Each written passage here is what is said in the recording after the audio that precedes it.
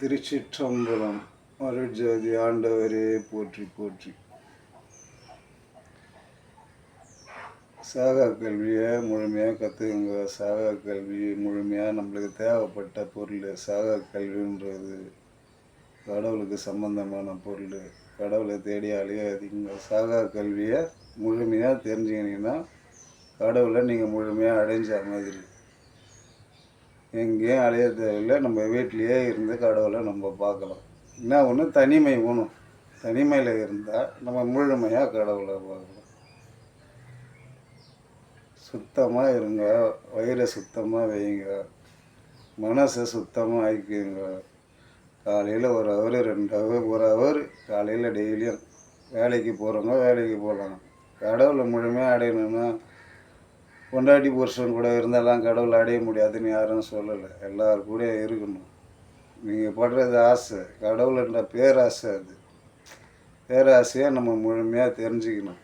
பேராசைன்றது அதாவது நம்ம சின்ன ஆசையிலேயே வாழறோம்.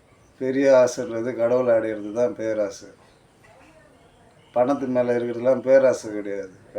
கடவுளை அடையிறது தான் பேராசை. அந்த பேராசையிலேயே வாழணும். ஏன்னா மனிதனாக பிறந்த நம்மளுக்கு தான் கடவுளை அடிக்கிற பாக்கியம் கடவுள் கொடுத்துக்கிறாரு. அதை நம்ம முழுமையாக விட்டுட்டோன்னு வச்சுக்கோங்க, நம்ம வேஸ்ட்டாக போயிடுவோம். மண்ணுக்கு சொந்தமாகிடும், உடலை மண்ணுக்கு சொந்தமாகிடும், மூச்சு காற்று எல்லாமே வேஸ்ட்டாக போயிடும். கடவுள் கொடுத்ததே அதுக்கு தான். நம்ம மூச்சு காற்றை வச்சு தான் நம்ம கடவுளையே அடைய முடியும். அதை மறந்துட்டு கஷ்டப்படாதீங்க. கஷ்டப்படுறதுக்கெலாம் எதுவுமே கிடையாது. கடவுள் நம்மளுக்கு எல்லாமே கொடுத்துக்கிறாரு. அதாவது ஒரு நிம்மதி இல்லாத ஒரு வீட்டில் கூட காலையில் 1 ஹவர் கடவுளை நினச்சி அமைதியாக உக்காஞ்சா போதும். சாயந்தரம் 1 ஹவர் அமைதியாக கடவுளை நினச்சின்னு உக்காஞ்சாலே கடவுள் முழுமையான உங்களுக்கு எந்த ஒரு பிரச்சனையுமே இருக்காது. இது ராசி போல் இந்த 9 நவகிரகம் இதெல்லாம் எப்போ வந்தது? நவகிரகன்றது நம்ம 9 தொலைகள் தான் நவகிரகம். அந்த 9 தொலையில் நம்மளுக்கு எந்த ஆசையும் இல்லாமல் இருந்தால் அதுதான் நவகிரகம். நவகிரகத்தை நம்ம சுற்றி வரோம். நம்ம உடலில் நவகிரகத்தை வச்சுக்கின்னு நம்ம நவகிரகம் எல்லாமே நம்ம உடலில் தான் இருக்குது. ஒரு சக்தியை நம்ம உடலில் இருந்து தான் கோயிலாக கட்டி வச்சுருக்காங்க. அங்கே போய் கும்பிட்றோம். நம்ம மனசு தானே, நம்மளுக்கு கொஞ்சம்னா புத்தி ஒன்றும். அதை நம்மளே கொஞ்சம் திருத்திக்கணும். வேறு எதுவுமே சொல்ல, தப்பாலாம் சொல்ல. நம்ம கொஞ்சம் மாற்றிக்கணும். நம்ம கொஞ்சம் அறிவு நம்மளுக்கு நம்ம கொஞ்சம் எட்டுற மாரி நம்ம செயல்படணும். கடவுளை முழுமையாக அடையணும்னா முழுமையாக வாசி யோகம் முழுமையாக கற்றுக்கணும். முழுமையாக வாசி யோகத்தை நம்ம சுத்தமாக இருந்து ஒரு விடிய காலையில் இருந்து வாசி யோகம் பிரணாமம் அப்படி செய்தாலே கொஞ்சம் கொஞ்சமாக அந்த வாசி யோகம் தானாக வரும். ஓம் நமச்சிவாயன்னு சொல்கிறோமா, அருட்பெருஞ்சோதி ஆண்டவரேன்னு சொல்கிறோம். அதேமாரி நம்ம காலையில் எழுந்து ஆம் ஆம் ஆம் ஆம் ஆம்ன்ற வார்த்தையை ஒன்று கடவுள்கிட்ட திரும்பி சேர்த்துரும். ஆமன்றது அவ்வளோ பெரிய வார்த்தை. அம்மான்னு சொல்கிற வார்த்தை அதுக்கு தான் தமிழில் மட்டும்தான் அம்மான்னு வச்சுருக்காங்க. எல்லா பாஷையிலையும் வைக்கல. தமிழில் அம்மான்னு பாஷையை வச்சுக்கிறாங்கன்னா இதுக்காக தான். ஆம் ஆம் ஆம் ஆம் நம்ம வார்த்தை ஒழிச்சின்னே இருக்க அந்த ஒழிப்பு மூச்சு அடக்கமாகிடும். மூச்சு அடக்கமாச்சுன்னா கடவுள்கிட்டே எடுத்துன்னு போய் சேர்க்கறது தான் ஆமுன்ற வார்த்தை. அதுக்கு தான் தமிழில் அம்மா அப்படின்னு அந்த காலத்தில் ஞானிங்க அம்மா அதுக்கு அர்த்தம் க்ளீனாக எல்லா தாய் தந்தையும் அம்மான்னு சொல்ல மாட்டாங்க. தமிழில் மட்டும்தான் அம்மான்ற வார்த்தை இருக்குது. அந்த அம்மான்ற வார்த்தையை முழுமையான மந்திரமே அதுதான். முழுமையான மந்திரமே ஆம். அந்த ஆமை நீங்கள் 1,00,000 வாட்டிக்கு ஜெபிச்சா கூட சரி. உடம்பு ரொம்ப முடியாதவங்க, கை கால் முடியாதவங்க, கை கால் வராதவங்க கூட இதை செய்யலாம். ஆமன்ற மந்திரத்தை நம்ம ஒழிச்சிக்கினே இருந்தால் அது ஒளிய நம்மளுக்குள்ள ஒளி தோன்றும். அந்த ஒளியால் நம்ம கை கால் எல்லாமே சரியாகும். எல்லா நோய்க்கும் ஒரே மருந்து ஆம். ஆம்ன்ற வார்த்தை அவ்வளோ சுத்தமான வார்த்தை. ஆம்ன்றதை ஒரு நாளும் விடாதீங்க. ஆம்ன்ற வாசி யோகத்துக்கு முழுமையான வார்த்தையும் ஆம் தான். ஆமை கைவிடாத பார்த்துங்க. கடவுளை எப்போவுமே முழுமையாக கும்பிடுங்க. பொய்யாலாம் கடவுளை கும்பிடாது. சிவபக்தருக்கு எல்லாருக்குமே சொல்கிறது இதுதான் சொல்லினே இருக்கேன். சிவபக்தர்கள் எதுவுமே தெரியாத அலையாதீங்க. கண்ட பழக்கத்துக்கு போகாதீங்க. புகை, இந்த மது, இதை கிட்டே சேர்க்கக்கூடாது. மாதுவை கூட நம்ம வந்து குடும்பத்தில் இருக்கிறதுனால அதை வந்து நம்ம தவிர்க்க முடியாது. ஏன்னா நம்மளுக்கு ஒரு நம்மளை மாரி இன்னொரு ஜீவனை பெற்றெடுக்கிறதுக்கு ஒரு தாய் வேணும். அதுக்காக தான் கல்யாணமே பண்ணுறது. அது நிறைய பேர் புரிஞ்சுக்க முடியல. அவங்கள வந்து ஒரு மிஷின் மாரி நினச்சிக்கிறாங்க. பொம்பளைங்க எவ்வளோ ஒரு மிஷினாக நினச்சி அவங்கள வந்து கஷ்டப்படுத்துகிறாங்களே தவிர முழுமையாக என்னன்னு தெரியல. ஏன்னா ஆதிசக்தி ரூபமே பொம்பளைங்க தான். அவங்க அவங்க நினச்சா தான் நம்ம மேல் இடத்துக்கு போக முடியும், மண்ணுக்கும் போயிடுவோம். அதை மறந்து கஷ்டப்படுற காரணமே இது தான். ஏன்னா முழுமையாக வந்து கண்ட ஆசையிலே இருக்கக்கூடாது. கண்ட ஆசையே வந்து நம்மளை அழிச்சிடும். நம்ம அழியாத இருக்கிறதுக்கு தினமும் காலையில் ஒரு வேளை, சாயந்தரம் ஒரு வேளை, ஆம் ஆம் ஆம் ஒரு ஒரு ஒரு ஹவர் உட்காருங்க. உங்களுக்கு எந்த நோயுமா வராது. வீட்டில் எந்த பிரச்சனை இருந்தாலும் வெளியே போயிடும். நீங்கள் கண்ட மந்திரவாதிங்க கிட்ட போயிட்டு காசை செலவு பண்ணி அழிச்சிட வேணாம். எல்லாமே வந்து அந்த டைம் அந்த நேரத்துக்கு இப்போ நீங்கள் ஒரு 10,000 ரூபாய் செலவு பண்ணி ஒரு மந்திரம் பண்ணுறீங்கன்னு வச்சுக்கோங்க. அது ஒரு மாதத்துக்கு அது இருக்கும். மறு மாதத்துக்கு அது அவங்கக்கிட்ட தான் போயிடும். திருப்பியும் நீங்கள் இன்னொரு 10,000 ரூபாய் செலவு பண்ணி அவங்கள கஷ்டப்படுத்தணும். இன்னொன்று இதெல்லாம் பெரிய தவறு. அந்த மாந்திரிகம் பண்ணுறது பெரிய தவறான விஷயம். மாந்திரிகன்றது ஒரு மனுஷனை கூப்பிட்டு ஒரு அடியை அடிச்சிடலாம், தப்பு கிடையாது. ஆனால் மாந்திரிகன்றது மரவாக செய்கிற பொருள். அது சங்கிலி வார்த்தை. அதில் சொல்கிறதால அவங்க ரொம்ப கஷ்டப்படுவாங்க, அந்த குடும்பமும் கஷ்டப்படும். அதால் யாருக்கு ஆபத்து? செய்த நம்மளுக்கு ஆபத்து, நம்ம குடும்பத்துக்கும் சேர்த்து ஆபத்து.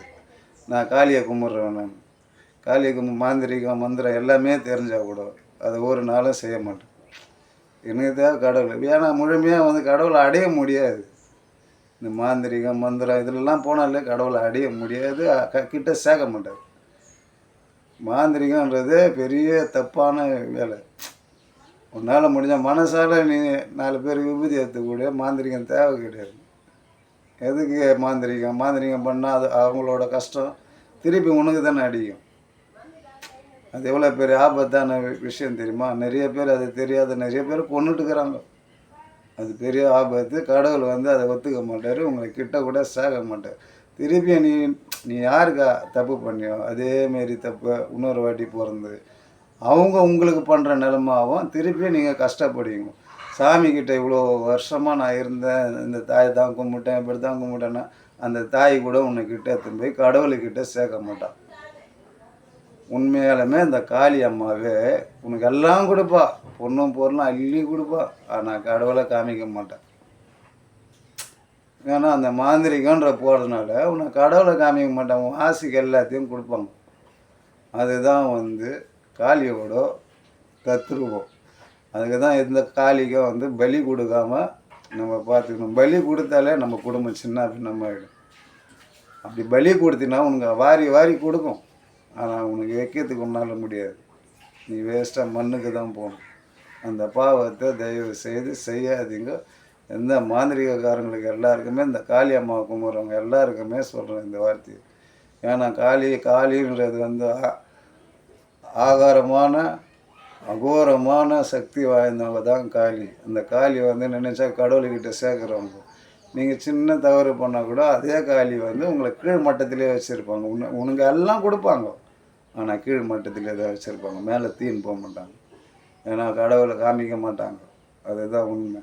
ஏன்னா நீ அதாவது மாயையிலேயே மூழ்கிடுற நீ. மாயைன்றது என்ன? நம்ம ஆசையிலேயே நீ வாழ்ந்துன்னா மாயையில் மூழ்கிடுவே. அப்போ கடவுளை எப்படி நீ அடைய முடியும்? கடவுளை அடைய முடியாது. அதனால தான் கடவுளை முழுமையாக அடையிறதுக்கு நம்மளுக்கு பக்தி ஒன்று போதும். பக்தி ஒன்றே கடவுள்கிட்ட போய் சேர்க்கும்.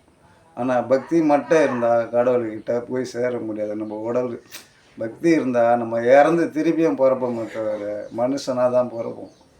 ஆனால் வாசி யோகம் பண்ணிங்கன்னா கடவுள்கிட்ட முழுமையாக அடையலாம். கடவுளை முழுமையாக நீங்கள் உங்கள் கண்ணால் பார்க்கலாம். இந்த 2 கண்ணால் இல்லை, ஞான கண்ணால் பார்க்கலாம். இதுதான் வந்து இறைவனுக்கு நம்மளுக்கு கொடுக்குற சக்தியை. அதை மறந்து நம்ம உள்ளே இருக்கிறாரு கடவுள். நம்ம உள்ளே இருக்கிற கடவுளை இன்னும் ஒருத்தவங்க மாந்திரிகம் பண்ணுறாங்க, அவங்கக்கிட்ட போய் கேட்குறோமா நம்ம எவ்வளோ பெரிய பாவத்தை பண்ணுறோம். அது நீயே பண்ணிட்டு போயிடலாமே. கொஞ்ச நேரம் போய்ட்டு ஏதாவது சாமி பக்கத்தில் போய் அழுதாலே அவங்களுக்கு நடக்க வேண்டியது நடந்துடும். இப்போ ஒரு ஒரு ஒரு கடவுளை கும்பிட்ற ஒரு ஐயரை நம்ம ஒரு அடி அடிச்சிட்டா ஒன்று திருப்பி அடிக்க மாட்டான். மனுஷன் நம்ம தான் அடிப்போம். ஆனால் ஐயருங்க அவ்வளோ சீக்கிரம் அடிக்க மாட்டாங்க. கடவுள்கிட்ட போய் அழுவாங்க. அந்த மாந்திரிகம் மந்திரம்லாம் பண்ண மாட்டாங்க. அவங்க அழுவாங்க. என்னையா இவங்களை கஷ்டப்படுத்துறேன்னு சொல்லி அழுவும் போது அது அப்படியே ஆப்போசிட்டாக மாதிரி யார் அடித்தாங்களோ அவங்க வந்து ரொம்ப கஷ்டப்படுவாங்க. அந்தமாரி அவங்க கூட அந்த அந்த மாந்திரிகம் பண்ணணும்னு நினைக்க மாட்டாங்க. ஆனால் நம்ம மனுஷன் எப்படி தெரியுமா, இவனுக்கு கை காலை போகணும், இதாகணும் அதாகணும், அது பெரிய பாவம். அதுக்கிட்ட போகாதீங்க. காளி அம்மனை கும்பிட்றவங்களுக்கும் சொல்கிறேன், கடவுளை முழுமையாக கும்பிட்றவங்களுக்கு எல்லாருக்குமே மாந்திரிகம் வந்து பெரிய ஆபத்தில் எத்தனை போய் முடியும். அதேமாரி நல்லது செய்யலாம் மாந்திரிகத்தை வச்சு, கெட்டதை ஒரு நாளும் செய்யக்கூடாது. ஏன்னா காளி அம்மான்றவங்க வந்து மோசமானவங்க. நம்மளுக்கு எல்லாத்தையும் கொடுத்துட்டு லாஸ்ட்டில் நம்மளை அழிச்சிடுவாங்க. ஆனால் கடவுளை அடையணும்னு நினைக்கிறோம், அவங்களே எடுத்துகிட்டு போய் மேலே வைப்பாங்க, மேல் நிலையில் வைப்பாங்க. ஏன்னா ஆதி பராசக்தி அவங்க வந்து மேல் நிலையில் தான் எத்தனை போய் வைப்பாங்க. நம்மளை கீழ் நிலையில் எப்போவுமே வைக்க மாட்டாங்க. அதுக்கு தான் அந்த வார்த்தையை சொன்னேன். நீங்கள் என்ன ஆசைப்படுறியோ அதை கொடுப்பாங்க. ஆனால் முழுமையாக கடவுளை அடையணும்னு ஆசைப்படுறவங்க அதையும் செய்வாங்க. ஆனால் முழுமையாக வந்து இந்த மாந்திரிகம் இதில் போனால் கண்டிப்பாக நீ கடவுளை அடைய முடியாது. இதுதான் உண்மை. நான் நிறைய பேரை பார்த்துருக்கேன். அதால் கஷ்டப்படுறவங்களாம் பார்த்துக்கிறேன். அடுத்தவங்களை செய்கிறவங்க திருப்பியும் கஷ்டப்பட்டு கை கால் விழுந்தெல்லாம் பார்த்துருக்கேன் நான். இந்த பாவத்தை மட்டும் செய்யக்கூடாது. இதுதான் அருள் ஜோதி ஆண்டவரோட வாக்கு. அருள் வாக்கு சொல்லலாம், தப்பு கிடையாது. அதனால் 27 நாழி தான் வந்து அருள் வாக்கு இருக்கும் ஒரு உடம்புல. ஒரு நாள் ஃபுல்லாக ஒருத்தன் உடம்புல இருக்காது, அருள்ன்றது இருக்காது. அருள் நம்மளுக்கு கொடுப்பார் கடவுள். அதை வந்து நம்ம பாதுகாப்பாக வச்சுக்கணும். அந்த அருளை வச்சுக்கணும். ஊர்பட்ட தவறை பண்ணால் நம்ம ஒரு நாளும் திருப்பி இந்த உடலை அழிச்சு திருப்பியும் கஷ்டப்படும். அருள்ன்றது ஜோதியாக வந்து நம்மளுக்கு கொடுக்குற ஜோதி தான் நம்மளுக்கு அருள் கொடுக்கும். அதுக்கு தான் பஞ்ச பூதத்தையும் நம்ம வணங்கணும். காலையில் எழுந்த உடனே நம்ம படுத்து இருக்கிற மண்ணை நம்ம தரையை தொட்டு கும்பிடணும். மண்ணை தொட்டு கும்பிட்டு தான் நம்ம எழுந்துக்கணும். வெளியே வந்ததும் வானத்தை நோக்கி கும்பிடணும். பஞ்சபூதமாக நம்மளுக்கு வந்து அப்போ தான் உனக்கு எல்லா வேலையுமே செய்யும். தூங்கி எழுந்து வந்தவொடனே வானத்தை கும்பிடணும். வானத்தை கும்பிட்டு குளித்தவொடனே சூரியனை கும்பிடணும். குளிக்கும் போது தண்ணியை கும்பிட்டு தான் குளிக்கணுமே. தண்ணியை அந்த ஜலத்தை எடுத்து கொஞ்ச நேரம் கடவுளை நினைச்சிட்டு அதுக்கப்புறமா தான் நம்ம தலையிலேயே ஊற்றணும். ஏன்னா இந்த பஞ்சபூதம் தான் நம்மளை ஆட்கொண்டு இருக்குது. மாயையில் விடாது. இந்த பஞ்சபூதமும் உன்னை மாயைன்ற இருட்டில் விடாமல் பார்த்துக்க, ஒளியாகவே வச்சுருக்கோம். சந்திரனை கும்பிடுங்க. இந்த 6 மணிக்கு மேலே ஆயிடுச்சா குளிச்சவனே சந்திரனை கும்பிடுங்க. இயற்கை தான் முழுமையான கடவுள். இயற்கையை நீங்கள் எவ்வளோ வணங்குறீங்களோ அவ்வளோவும் உங்களை வந்து மேலுக்கு தூக்கின்னு போயிடும். ஏன்னா காற்று, நீர், நெருப்பு, ஆகாயம் இதுதான் முழுமையாக கடவுள்கிட்ட எடுத்துன்னு போய் சேர்க்குற பொருள். பஞ்சபூதம் தான் கடவுள்கிட்ட எடுத்துன்னு போய் சேர்க்கும். நீங்கள் கோயிலாக சுற்றினா வந்து கடவுள்கிட்ட எடுத்துன்னு போய் சேர்க்காது. ஏன்னா உங்கள் உள்ளே இருக்கிற கடவுளை போய் நீங்கள் அதுக்கு இங்கேயும் தேடினா எப்படி கிடைக்கும்? உங்கள் உடலுக்குள்ளே இருக்கார். உங்கள் உடம்புல உங்கள் மூச்சு காற்றுல வாழ்கிற இறைவனை நீங்கள் எங்கே போய் தேடினா கிடைப்பார்? திருப்பி அந்த கோயிலுக்கு போனாலும் உங்கள் உடல்லேருந்து தான் அந்த மூச்சு காற்று வெளியே போகும். அங்கே தான் நீ போய் வணங்குற.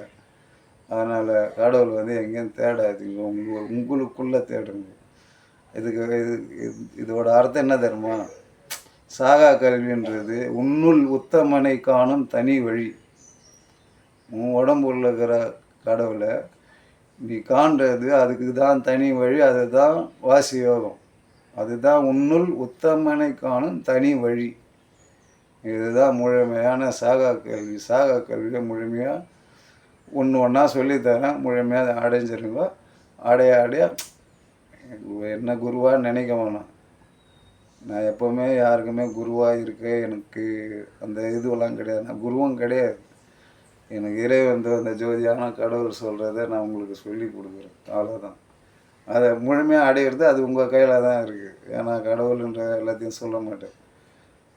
அதாவது கட்டுறது கை மண் அளவுன்னு தான் சொல்லுவாங்க. அந்த அவையே அதை தான் சொல்லிக்கிறாங்க, கட்டுறது கை மண் அளவுன்னு. எனக்கு இன்னும் எதுவுமே கற்றுக் கொடுக்கல, வார்த்தையாக தான் சொல்ல வைக்கிறாங்க. ஏன்னா எழுதுவேன், நல்லா எழுதுவேன்னு தெரியாது, இதுதான் இதுதான் சொல்லி காமிக்கிறது. உள்ளே இருந்து என்னை சொல்ல வைக்கிறாங்க, உங்களுக்கு சொல்லி கொடுக்குறேன். நீங்கள் சுத்தமாக இறைவன் அடையிறதுக்கு அந்த பாவத்தையும் செய்யாத, அடுத்தவங்களுக்கு பாவத்தை செய்யாதீங்க. அந்த பாவம் நம்மளை சும்மா விடாது. நம்ம பெற்ற குழந்தை குட்டிங்களை கூட நம்ம கஷ்டப்படுத்தாமல் பார்த்துக்கணும்னு நினச்சி நம்ம எப்போவுமே மேல்நிலையிலே வச்சுருக்கோம். கடவுளை அடையிறதுக்கு வாசி யோகம் முக்கியம். அதனால் காலையில் ஒரு ஹவர் உட்காருங்க. உங்களுக்கு 1000 கஷ்டம் இருக்கும், 1000 பணம் வர வேண்டியது இருக்கும், 1000 ஃபோன் வரும். அதெல்லாம் பொறுப்பேற்றக்கூடாது. எல்லாத்தையும் கட் பண்ணிட்டு ஒரு ஹவர் கடவுளை கும்பிடுங்க. சாயந்தரம் ஒரு வேளை கும்பிடுங்க. உங்களுக்கு எந்த கஷ்டமும் வராது. எந்த பிரச்சனை இருந்தாலும் தூரமாக போயிடும், விலகி போயிடும். உங்களுக்கு ஒரு பிரச்சனைன்னு தேடி வந்தாலே அது தூரமாக போயிடும். அதனால் கடவுளை முழுமையாக அடைங்க.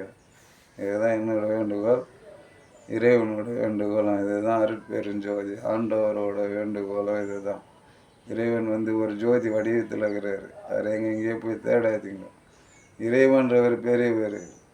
அதில் சின்ன இறைவன் தான் நம்மளும் ஒரு இறைவனுக்கு சமமான நம்ம தப்பு பண்ணலாமா?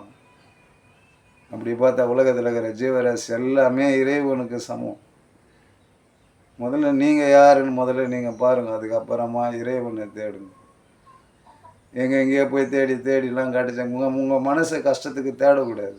ஒரு ஹவர் உக்காந்து நீங்கள் வணங்குங்க. ஒரு விளக்கு ஏற்றி வச்சு அந்த வழக்கை முன்னாடி உங்கள் கஷ்டத்தை சொல்லுங்கள். அந்த வழக்கை எல்லா கஷ்டத்தையும் ஏற்றுக்கணும், உங்களுக்கு ஃப்ரீ ஆகி விட்றோம். நீங்கள் எதுக்கு பணம் காசு இந்த மாந்திரிகங்கிட்ட போகாதீங்க, இது பெரிய பாவம். அந்த பாவம் நம்மளை விடாது. நிறைய பேரை பார்க்குறேன், அவங்களுக்கு போனால் அதை பண்ண இதை பண்ண, அந்த பாவத்தை மட்டும் பண்ணாது. அந்த பாவம் நம்மளை 7 ஜென்மத்துக்கும் நம்மளை விடாது. நம்ம எத்தனை பிறப்பு எடுத்தாலும் அந்த கஷ்டம் நம்மளை திருத்தினே வரும். அருட்பெருஞ்சோதி ஆண்டவரே போற்றி. எல்லா சிவபக்தருக்கும் சிவனை நீங்கள் தேடுறது தப்பு இல்லை. சிவனை எங்கே போய் தேடாதீங்க. சிவன் உங்களுக்குள்ளே இருக்கிறாரு, உன்னுள் தான் இருக்கிறார். அதுதான் உன்னுள் உத்தமனை காணு. உள்ளுகிற உத்தமனே நீ காணலன்னா எங்கே போய் தேடினா கிடைப்பார்? கிடைக்க மாட்டார். சிவன்றவர் உள்ளே இருக்கிறார். அதுதான் உன்னுள் உத்தமனை காணும் தனி வழி. இது வாசி யோகத்தை நீ முழுமையாக கற்றுக்கினா உள்ள கடவுளை நீ பார்க்கலாம். வாசி யோகன்றது கொஞ்ச நேரம் மூச்சை நிறுத்த மொத்தமாக நிறுத்தக்கூடாது. மூச்சை முதல்ல ஆரம்பத்தில் அப்படி தான் இருக்கும். ஒரு 2 நிமிஷம், 1 நிமிஷம், 5 நிமிஷம், 10 நிமிஷம், அப்படியே கொஞ்சம் கொஞ்சமாக அதை பழகிக்கணும்.